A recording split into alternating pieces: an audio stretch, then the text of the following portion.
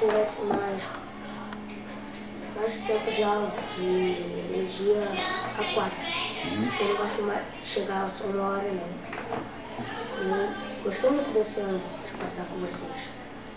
Você gostou das aulas? Tanto Gostei matemática? muito das aulas, dos passeios, todas as coisas que nós fizemos.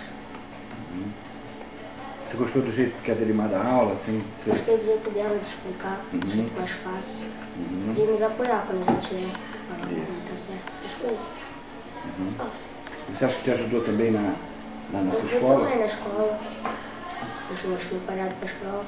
Agora está muito mais fácil. E se você fosse dar uma nota para o curso? Eu dou 9.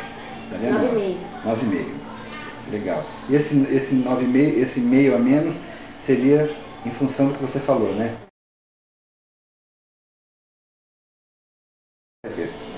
É isso? É. Tá.